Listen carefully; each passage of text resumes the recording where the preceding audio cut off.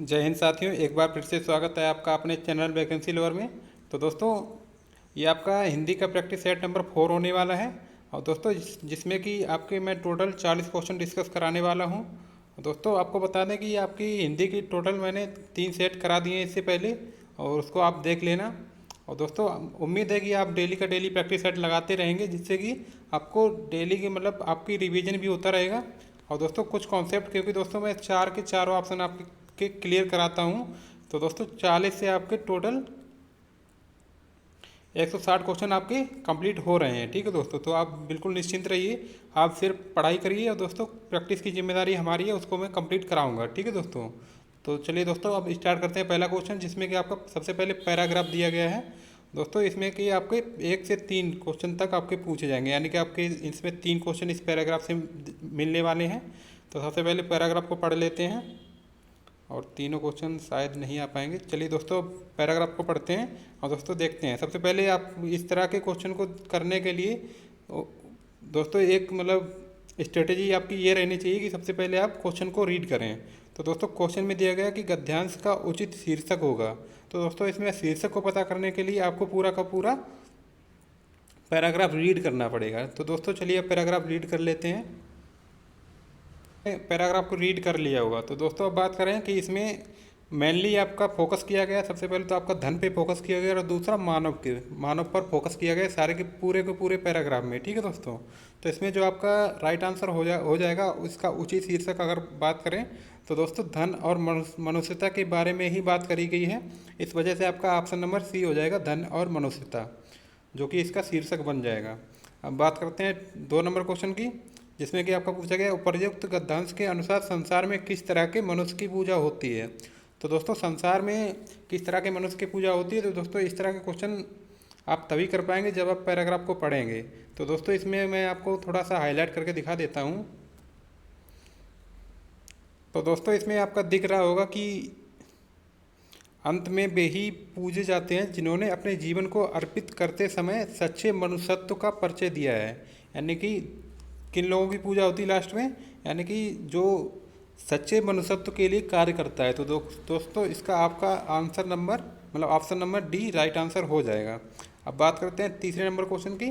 तो धन की पूजा से क्या अभिप्राय है, यानी कि आप जब इस पैराग्राफ को पढ़ेंगे तो दोस्तों इसमें आपका पता चलेगा कि धन से क्या संबंधित है। धन की पूजा से आपसे ये बोला गया था कि धन कमाने की अपेक्षा सच्चा मनुष्य होना ज़्यादा अच्छा है। यानी कि आप ज़रूरी नहीं है कि आप धन कमाइए, लेकिन सच्चा मनुष्य होना ज़्यादा ज़रूरी है।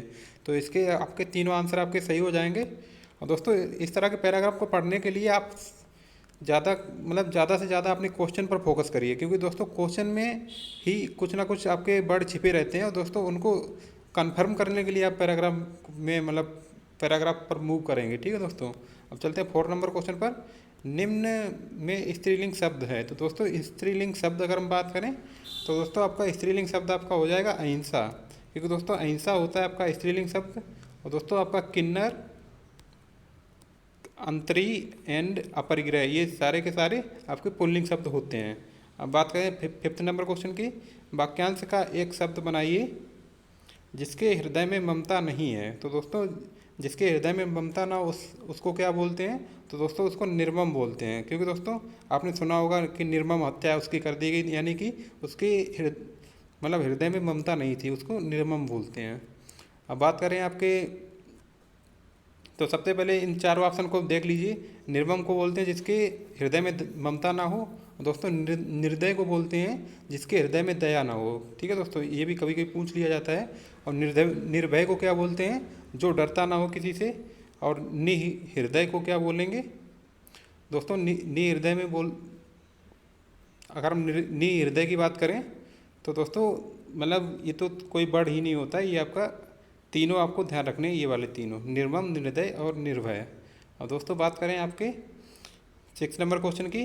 तो दोस्तों निम्न में से कौन सा शब्द स्त्रीलिंग में प्रयुक्त होता है। तो दोस्तों स्त्रीलिंग शब्द इसमें आपको पता होगा कि आपका जो ऋतु होता है ना, तो दोस्तों ये आपका स्त्रीलिंग होता है, और बाकी सारे के सारे आपके पुल्लिंग शब्द होते हैं। अब चलते हैं 7 नंबर क्वेश्चन पर। भुजंग का पर्यायवाची शब्द नहीं है। तो दोस्तों भुजंग का आपको पर्यायवाची शब्द बताना है कौन सा नहीं है। तो दोस्तों अगर हम भुजंग की बात करें तो भुजंग का आपका गरुड़ हो जाएगा, यानी कि गरुड़ पर कोई पर्यायवाची नहीं है भुजंग का। और बाकी आपका सांप होता है, सांप। एक आपका हो गया ब्याल, और दूसरा हो गया पन्नग, और तीसरा हो गया आपका सर्प। और दोस्तों भुजंग ये सारे के सारे सांप के ही पर्यायवाची हैं। और दोस्तों बात करें गरुड़ की, तो गरुड़ एक पक्षी होता है, इसलिए वजह से ये आपका आंसर सही हो जाएगा गरुड़। अब बात करते हैं 8 नंबर क्वेश्चन की। छोटा आदमी नीला वस्त्र में विशेष से कौन सा है? तो दोस्तों आपको इसमें दिख रहा होगा कि आपका, अगर हम विशेष की बात करें तो दोस्तों ये जो आपके दिए गए हैं ना, ये आपका घर हो गया, ये हो गया बड़ा।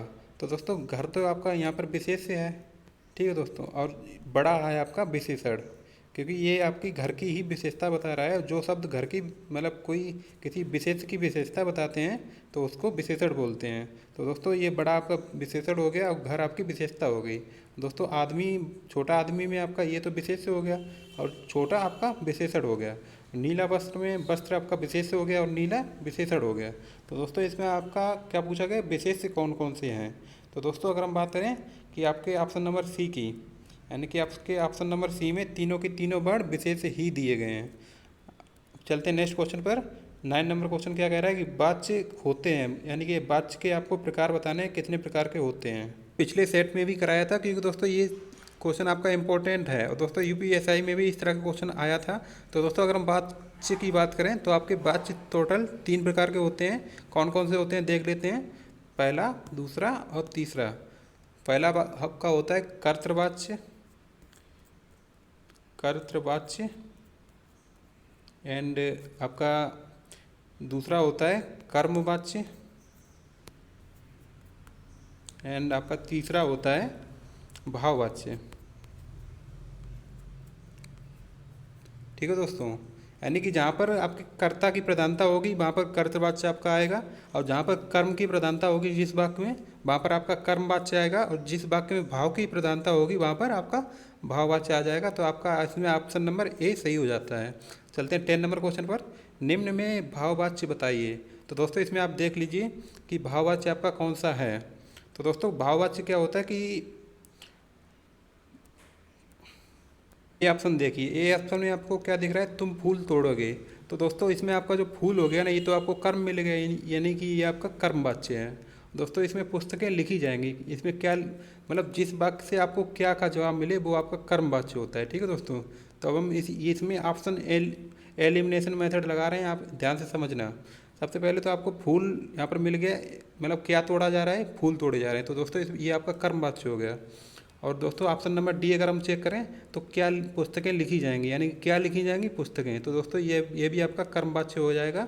और बच्चे खेल रहे हैं, यानी कि कौन खेल रहे हैं, तो बच्चे खेल रहे हैं, ये भी आपका कर्मवाच्य हो जाएगा। अब बात करें ऑप्शन नंबर बी की, तो दोस्तों अब चला जाए, यानी कि अब क्या जाए, तो दोस्तों ये भी आपका भाववाच्य हो जाता है। क्योंकि दोस्तों आपका जो वर्ड होते हैं आपके, जो चलना, उठना, बैठना, हंसना, बोलना, चिल्लाना, रोना, ये सब आपके भाववाच्य में ही आएंगे। तो आपका ऑप्शन नंबर बी सही हो जाएगा। चलते हैं नेक्स्ट क्वेश्चन पर। समुच्चय बोधक को कहते हैं। तो दोस्तों जो आपका समुच्चय बोधक होता है उसको बोलते हैं अभिकारी। ठीक है दोस्तों, क्योंकि दोस्तों ये आपका अभिकारी यहाँ पर हो जाएगा। चलते हैं नेक्स्ट क्वेश्चन पर। हिंदी में वचन होते हैं। तो दोस्तों हिंदी में आपके टोटल वचन होते हैं 2 प्रकार के। ठीक है दोस्तों, यानी कि आपका option number C right answer हो जाएगा, एक वचन और बहुवचन। हिंदी में टोटल 2 वचन होते हैं आपके। अब चलते हैं नेक्स्ट क्वेश्चन पर। निम्न में सममात्रिक छंद का कौन सा उदाहरण है? तो दोस्तों सममात्रिक छंद क्या होता है, आपका जो आपका चौपाई होता है ना दोस्तों, वो आपका सममात्रिक छंद ही होता है। और दोस्तों अब हम बात करते हैं दोहा की। तो दोस्तों दोहा आपका, दोहा और सोरठा अर्ध सममात्रिक छंद हैं। ये आपके, अगर हम दोहा और सोरठा की बात करें तो दोस्तों ये दोनों आपके अर्ध सममात्रिक छंद हैं। ठीक है दोस्तों, यानी कि इसमें आपके 4 चढ़ तो होंगे ही होंगे, लेकिन जो आपके पहले और तीसरे चढ़ होंगे उनमें मात्राएं समान होंगी, और जो दोस्तों आपके दूसरे और चौथे चढ़ होंगे उनमें मात्राएं समान होंगी। तो दोस्तों ये आपके अर्ध सममात्रिक छंद कहलाते हैं, दोहा और सोरठा। दोस्तों जो चौपाई होती है इसमें आपको नाम से ही समझ में आ रहा है, यानी कि चारों पैर इसके बराबर, यानी कि चारों पदों में मात्राएं बराबर। दोस्तों इसमें आपका option number C right answer हो जाएगा। अब चलते हैं 14 नंबर क्वेश्चन पर।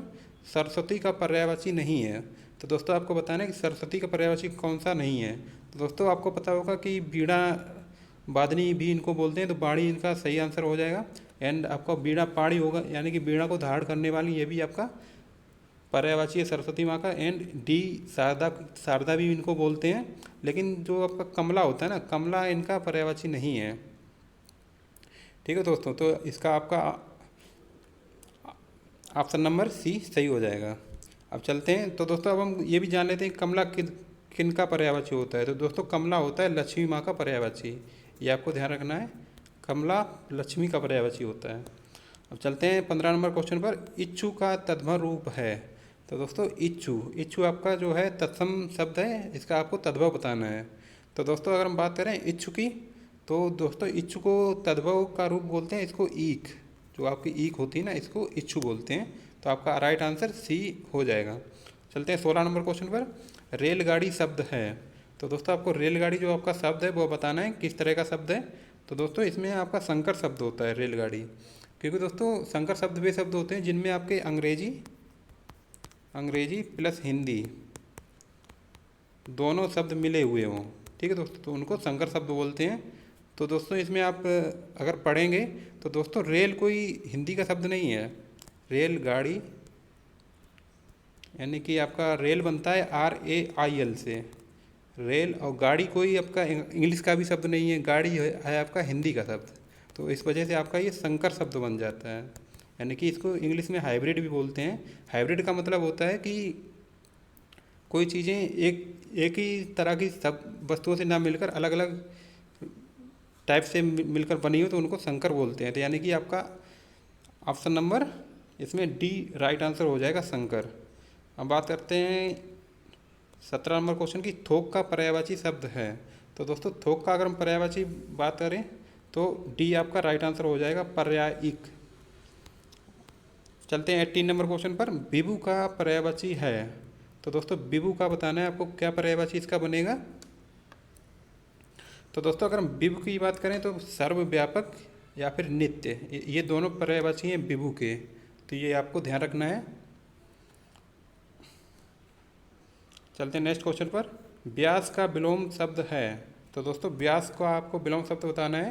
तो दोस्तों अगर हम व्यास की बात करें तो आपका समास इसका विलोम शब्द हो जाता है। चलते हैं नेक्स्ट क्वेश्चन पर। छक्का पंजा करना मुहावरे का सही अर्थ है। तो दोस्तों छक्का पंजा करने का मुहावरे का अर्थ आपका हो जाएगा ओछी हरकत से कार्य सिद्ध करना, यानी कि बहुत ही मतलब छोटे कार्य करना, जैसे कि ओछे कार्य करना, मतलब छोटी छोटी हरकतें करना। ठीक है दोस्तों, तो ये आपका option number B right answer हो जाएगा। चलते हैं 21 नंबर क्वेश्चन पर। अधिमानता में प्रयुक्त उपसर्ग बताएं। तो दोस्तों अधिमानता की अगर हम संधि विच्छेद करें तो दोस्तों अधिमानता की संधि विच्छेद बनेगी जाकर के अधि प्लस मानता। ठीक है दोस्तों, तो अब हम इसमें अगर उपसर्ग की बात करें तो उपसर्ग तो आपका अधि हो जाएगा, एंड मानता आपका मूल वर्ड होता है। ठीक है दोस्तों, ये आपको ध्यान रखना है, मूल शब्द आपका मानता बन जाएगा। तो इसमें आपका राइट आंसर सी हो जाएगा। चलते हैं नेक्स्ट क्वेश्चन पर। 22 नंबर क्वेश्चन कह रहा है कि दिए गए वाक्य में एक शब्द रेखांकित है, उस शब्द में प्रयुक्त उपसर्ग किस कोटि का है, चिन्हित कीजिए। विद्यालय का उप प्रधानाचार्य जिम्मेदार व्यक्ति होता है, यानी कि उप प्रधानाचार्य की आपको कोटि बतानी है, किस कोटि का ये शब्द है।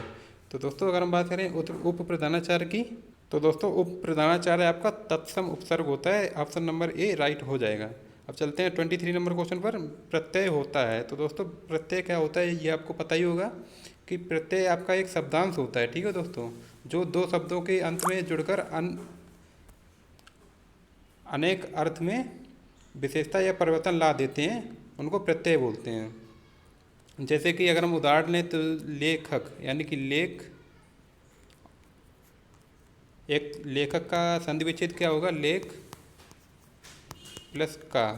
तो दोस्तों का इसमें जो है आपका वो प्रत्यय है। ठीक है दोस्तों, क्योंकि ये आपका मूल वर्ड आपका लेखक है, लेखक के बाद में अगर का लगा देंगे तो यानी कि लेख को लिखने वाला, तो ये आपका मतलब अर्थपूर्ण शब्द बन जाता है। तो दोस्तों ये आपका का इसमें प्रत्यय होता है। तो दोस्तों ये आपका कौन सा आपका ऑप्शन सही होगा, तो दोस्तों इसमें आपका शब्दांश होता है ये जो का आपको दिख रहा है ये आपका शब्दांश है। अब चलते हैं 24 नंबर क्वेश्चन पर। निम्न में कौन सा विलोम शब्द युग्म त्रुटिपूर्ण है, यानी कि कौन सा त्रुटिपूर्ण है ये आपको बताना है। तो दोस्तों अगर हम बात करें उन्नति और अवनति की, तो दोस्तों उन्नति का आपका उल्टा होना चाहिए था अवनति, लेकिन अवगत दिया गया है। और ये दोस्तों ये सारे के सारे आपके एक दूसरे के विपरीत दिए गए हैं, जैसे कि अग्रज का विपरीत अनुज होता है एंड आदान का प्रदान होता है और अपेक्षा का उपेक्षा होता है, लेकिन उन्नति का अवनति होना चाहिए था, लेकिन अवगत दिया गया है, यानी कि आपका राइट आंसर सी हो जाएगा। चलते हैं नेक्स्ट क्वेश्चन पर। प्रयोग के आधार पर शब्द भेद हैं। तो दोस्तों प्रयोग के आधार पर मैंने इस तरह का आपको कल भी क्वेश्चन कराया था, और दोस्तों डेली का इसी वजह से आपको करा रहे हैं कि कुछ क्वेश्चन जो परीक्षा में आते ही आते हैं वो आपको याद होने चाहिए। तो दोस्तों प्रयोग के आधार पर शब्द आपके दो प्रकार के होते हैं, पहला और दूसरा। पहला होता है आपका विकारी शब्द, विकारी शब्द तो आपको पता ही होंगे क्या कौन से शब्द होते हैं विकारी शब्द, और दूसरा होता है अविकारी शब्द। तो दोस्तों विकारी शब्द वो होते हैं जिनमें लिंग वचन तथा कारक के आधार पर उनके मूल शब्द में परिवर्तन हो जाता है। जैसे कि अगर हम इसमें लिंग वचन और कारक चेंज करें तो इनमें विकार आ जाए, यानी कि ये चेंज हो जाएंगे। तो दोस्तों इस तरह के शब्दों को विकारी शब्द बोलते हैं। और जिन शब्दों में जैसे कि उनके लिंग वचन तथा कारक में परिवर्तन करने पर भी उनके मूल शब्द में कोई परिवर्तन नहीं होता है तो उन्हें बोलते हैं अविकारी शब्द। ठीक है दोस्तों, ये आपको ध्यान रखना है। चलते हैं 26 नंबर क्वेश्चन पर। पनही शब्द का तत्सम रूप है। तो दोस्तों पनही का आपको तत्सम रूप बताना है। तो दोस्तों पनही का तत्सम रूप होता है उपानहे। तो आपका ऑप्शन नंबर डी सही हो जाएगा। अब चलते हैं 27 नंबर क्वेश्चन पर। उद्यान का शुद्ध वर्ण विच्छेद है। तो दोस्तों 27 नंबर क्वेश्चन कह रहा है उद्यान। तो दोस्तों प्रत्येक जो आपका व्यंजन होता है ना, व्यंजन के बाद में आपका स्वर लगना कंपलसरी होता है। जैसे कि आपने अगर ना लिखा है तो दोस्तों ना ये आपका अभी व्यंजन है, लेकिन अब हम इसको तोड़ेंगे ना तो दोस्तों ये इस तरह से कुछ बनेगा, न नीचे हलंत प्लस आ। ठीक है दोस्तों, तो अब हम इसको अगर तोड़ेंगे तो दोस्तों क्या बनेगा आपका वो तो आपका एक स्वर है, तो इसमें किसी की स्वर तो आपके स्वतंत्र होते हैं, तो इसमें कुछ भी नहीं लगेगा। एंड आपका जो ध्या होता है वो दा के नीचे हलंत प्लस या से मिलकर बनता है। और दोस्तों अगर इसमें आ की मात्रा को देखें तो ये बड़े आ की मात्रा है, यानी कि बड़ा आ बनेगा यहाँ पर के, और प्लस ना, यानी कि लास्ट का ना नीचे हलंत प्लस आ। तो दोस्तों ये वाला वर्ड किस में बन रहा है आपका, ये बन रहा है ऑप्शन नंबर सी में। तो आपका option number C right answer हो जाएगा। अब चलते हैं 28 नंबर क्वेश्चन पर। सरयूर्मी में संधि है, ये आपको बतानी है। तो दोस्तों अगर हम सरयूर्मी की संधि विच्छेद करें तो आपका आएगा सरयू प्लस ऊर्मी, बड़ा ऊ बन के सरयू प्लस ऊर्मी आएगा, जो कि आपका सरयूर्मी बनेगा। तो दोस्तों इसमें आपको दिख रहा होगा कि बड़ा ऊ और बड़ा मतलब यहाँ पर कि जो चेंज हो रहा है वो दोस्तों बड़ा ऊ में हो रहा है। या इसका मतलब है कि ऊ तो आपका स्वर होता है दोस्तों, स्वर कौन सा है आपका दीर्घ वाला स्वर है, तो इसमें आपकी दीर्घ स्वर संधि हो जाएगी। ठीक है दोस्तों, तो ये आपको ध्यान रखनी है। तो आपका ऑप्शन नंबर ए सही हो जाएगा, दीर्घ स्वर संधि। अब चलते हैं 29 नंबर क्वेश्चन पर। निम्न में किस धातु में भाषा बनी है। तो दोस्तों आपकी भाषा जो बनी है वो दोस्तों भाषा का जो धातु है ना, जैसे हम भाषा लिखें तो भास प्लस आ, तो इसमें जो आपकी धातु रहेगी वो भास हो जाएगी। तो आपका ऑप्शन नंबर बी सही हो जाएगा। चलते हैं नेक्स्ट क्वेश्चन पर। 30 नंबर क्वेश्चन कह रहा है कि धातुष्मा में प्रयुक्त संधि है। तो दोस्तों अगर हम धातुष्मा की संधि विच्छेद करें तो दोस्तों धातु प्लस ऊष्मा। तो दोस्तों यहाँ पर भी आपको देखने को मिल रहा होगा कि जो अभी बड़ा ऊ था, मतलब यहाँ पर आपका छोटा ऊ दिख रहा है और यहाँ पर बड़ा ऊ दिख रहा है। दोस्तों दोनों मिलकर के बड़ा ऊ बना रहे हैं, यानी कि ये दोनों है तो आपकी स्वर ही यानी कि स्वर हो जाएंगे।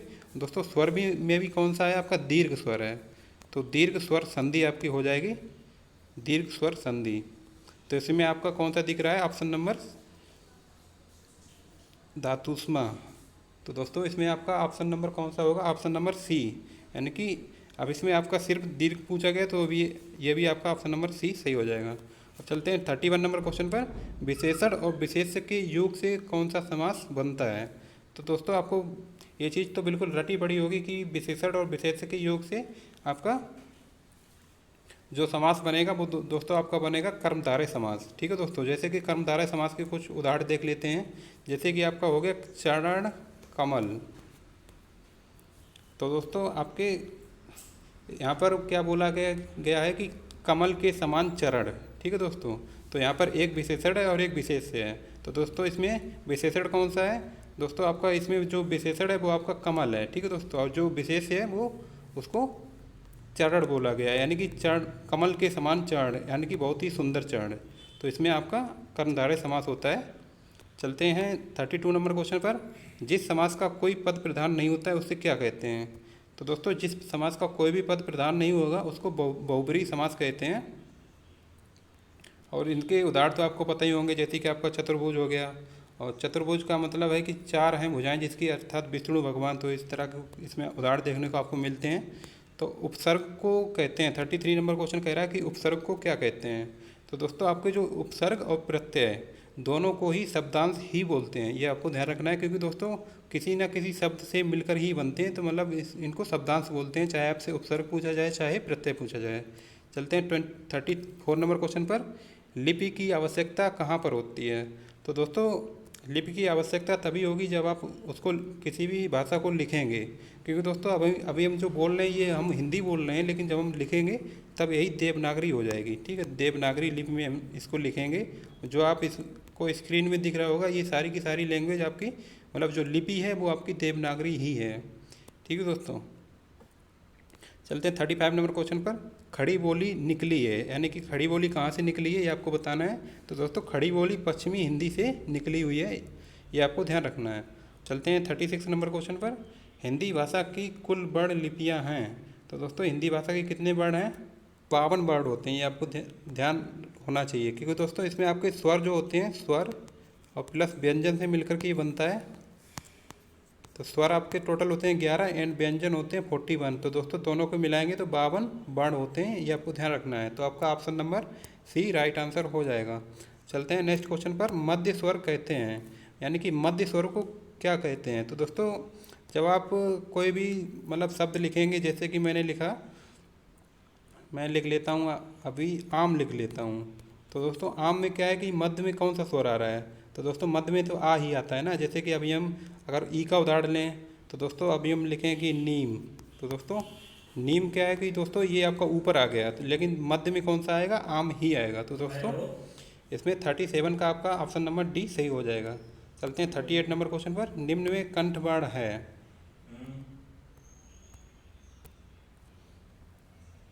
और दोस्तों बात करते हैं 38 नंबर क्वेश्चन की। निम्न में कंठ वर्ण हैं। तो दोस्तों कंठ से कौन कौन से वर्ण बोले जाएंगे वो आपको बताने हैं इसमें। तो दोस्तों अगर हम कंठ वर्ण की बात करें, तो दोस्तों इसमें जो आपका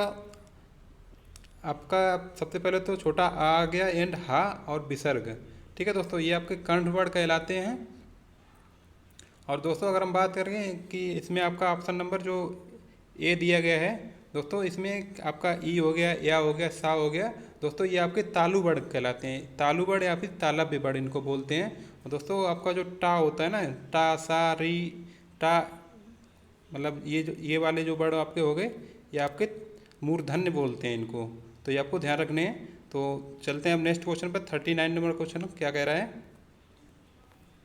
रा प्लस माँ का रूप है, यानी कि रामा का रूप है। तो दोस्तों इसमें आपको बताना है कि इसमें आपका कौन सा ऑप्शन सही होगा। तो दोस्तों इसमें आपका ऑप्शन नंबर सी सही हो जाएगा, यानी कि ऊपर माँ लग जाएगा। ठीक है दोस्तों, क्योंकि इसमें आपको दिख रहा होगा कि म्र, यानी कि माँ के बाद में रा आना चाहिए, माँ प्लस रा। और ये इसमें आपको दिख रहा होगा म्र, यानी कि माँ प्लस रा। लेकिन जब ऊपर रा लगेगा ना, तो दोस्तों उसको आपको उच्चारण में पहले लाना होगा। इस वजह से आपका ऑप्शन नंबर सी सही हो जाएगा। अब चलते हैं कि 40 नंबर क्वेश्चन क्या कह रहा है कि प्रा में पूर्ण वर्ण है। तो प्रा में कौन सा पूर्ण वर्ण है ये आपको बताना है। तो दोस्तों प्रा में आपका पूर्ण वर्ण जो है वो आपका रा है। ठीक है दोस्तों, ये आपको ध्यान रखना है। तो दोस्तों ये तो थे आपके पूरे 40 के 40 क्वेश्चन। 40 में से आपके कितने सही हुए कमेंट करके बताना। और दोस्तों आप हिंदी में 40 मतलब 40 क्वेश्चन में से आप क्या है कि 35 प्लस कर सकते हैं। ठीक है दोस्तों, मतलब अगर आप अच्छे तैयारी करके और डेली अगर रिवीजन करते हैं, डेली हमारा प्रैक्टिस सेट लगाते हैं, तो दोस्तों 30 प्लस आप परीक्षा में स्कोर कर पाएंगे। ठीक है दोस्तों, तो इसी तरह से आपको तैयारी करते रहना है। तो धन्यवाद दोस्तों वीडियो देखने के लिए। अगर वीडियो अच्छी लगी तो वीडियो को लाइक कर दें, और वीडियो को लाइक करके चैनल को सब्सक्राइब जरूर कर लें, और इसका PDF हम अपने टेलीग्राम चैनल पर डाल देंगे, वहाँ पर आप इसको देख सकते हैं। धन्यवाद दोस्तों।